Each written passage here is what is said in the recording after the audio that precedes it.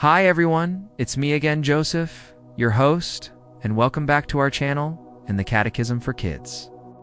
In this special episode, we're going to talk about something truly wonderful, a special gift from Jesus that helps us start again. It's called the Sacrament of Reconciliation, but you might also know it as confession. We had covered this before, but the quality of the old video is not that good.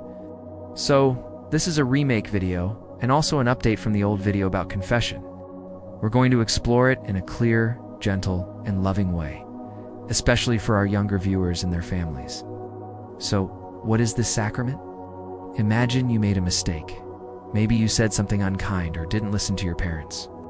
You feel a little sad inside, right? Well, reconciliation is like going to God and saying, "I'm sorry." And the most amazing part is, God always says, "I forgive you." He doesn't just forgive. He heals our hearts and gives us the strength to do better next time. Confession isn't about being scared or getting in trouble. It's all about feeling God's incredible love and mercy. In this video, we'll learn what sin and forgiveness really mean, why we go to confession, and what happens step by step. We'll see that God is always ready to forgive us. It's a place of healing and peace, not shame. This is perfect for anyone preparing for their first confession, for families, and for anyone who wants to understand God's mercy a little better. Let's start with the basics. Reconciliation is one of the 7 sacraments in the Catholic Church. It's a sacrament of grace. When we go to confession, we tell our sins to a priest. The priest listens with a kind heart, offers some gentle guidance, and then, in the name of Jesus, he forgives our sins. This is such a powerful gift from God. It shows just how much he loves us. But why is it so important? Sin can feel like it puts a little distance between us and God. Confession closes that gap. When we ask for forgiveness and receive it, we feel closer to him again. We're healed and made new. Going to confession regularly helps us stay strong in our faith, helps us grow spiritually, and gives us the grace to avoid those same mistakes in the future. It's not just about listing what we did wrong. It's about finding peace in Jesus. We bring him our struggles, and he lifts us up. It's a chance for a fresh start. Think about special times in the year, like Advent and Lent. Advent is when we get ready for Jesus' birth at Christmas, and Lent prepares us for his resurrection at Easter. Both are perfect times to go to confession. During Advent, it helps us clear our hearts to make room for Jesus. During Lent, time of turning back to God, confession helps us reflect on Jesus' incredible sacrifice and feel his love more deeply. Making reconciliation a part of these seasons can make them even more meaningful. So how often should we go? Many Catholics find that going to confession about once a month is a great habit. Why? Because it keeps us mindful. When we go regularly, we start to notice patterns. We see what leads us to make poor choices, and that awareness is the first step to changing for the better. Frequent confession also brings so much peace. We let go of guilt and shame more quickly, and are constantly reminded of God's loving mercy. To get started, just pick a day each month and put it on your calendar. Don't worry about having a perfect list of things to say. Just be honest. You'll be amazed at how it helps you grow. Now, I know what some of you might be thinking. Going to confession can feel a little nerve-wracking. It's not easy to say our mistakes out loud. You might feel embarrassed or afraid of being judged. But please remember this. Confession is a safe place. A priest is there to help you, not to judge you. He's there acting in the person of Jesus, who is all mercy. If you're nervous, it's okay to say so. The priest will understand. They've heard it all before, and they just want to help you find peace. The most important thing is to just be honest. You don't need to remember every single tiny detail. Just speak from your heart.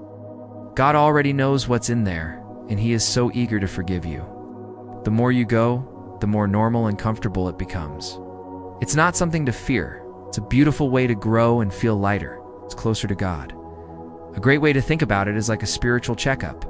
We go to the doctor to keep our bodies healthy, right? Well, confession is how we keep our souls healthy. It helps us see how we're doing on our spiritual journey and where we might need a little extra grace. Sometimes we expect a huge, dramatic change after one confession, but growth usually happens in small, steady steps. Maybe you become a little more patient or a little less angry. Each confession is a step forward, and these small changes really add up. It helps us notice God's grace in our everyday lives. And for the parents, teachers, and youth leaders watching, leading by example is so powerful. When young people see adults going to confession regularly, it shows them that it's a normal, healthy, and important part of our faith. Why not go together as a family or a youth group? It makes it less intimidating and builds a sense of community. It shows that everyone, no matter their age, needs God's mercy. And afterwards, do something joyful. Go get pizza or ice cream. This connects the sacrament with positive feelings of healing and celebration. So let's quickly review the steps. When you go into the confessional, you begin with the sign of the cross. You can say, "Bless me, Father, for I have sinned." It has been, in this part, you can say, "However long since my last confession." Then, you honestly share your sins.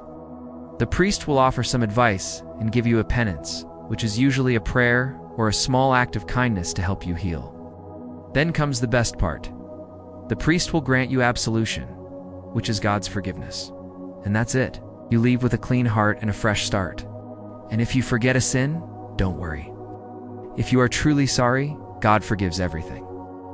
This sacrament is a beautiful gift of healing. Just like Jesus healed people in the Gospels, He heals our souls in confession. And when we receive that healing, what's next? We're called to respond with gratitude by serving others. In Mark chapter 1, verses 29 to 39, what did Simon Peter's mother-in-law do after she was healed by Jesus? Simon Peter's mother-in-law responds to Jesus' healing by serving others. From this gospel reading, we are also encouraged to think about how we can respond to Jesus' grace. It highlights Sacrament of Reconciliation as ways to receive spiritual healing. This also challenges us to find ways to serve others in response to God's grace, suggests acts of kindness within our family or community, connecting service with gratitude for Jesus, healing in our lives. Simple acts of kindness in our family or community are a perfect way to say thank you to God for His amazing grace. I truly encourage you to make reconciliation a regular part of your life. It's a direct line to God's mercy and an incredible tool for growing closer to Him. Thank you so much for watching. I'd love to hear from you in the comments. How has reconciliation helped you on your journey? Sharing your story can inspire so many others. Don't forget to like, share, and subscribe for more content to help you grow in your faith. Take care, everyone. Stay safe and healthy as usual. See you next time, and God bless you always.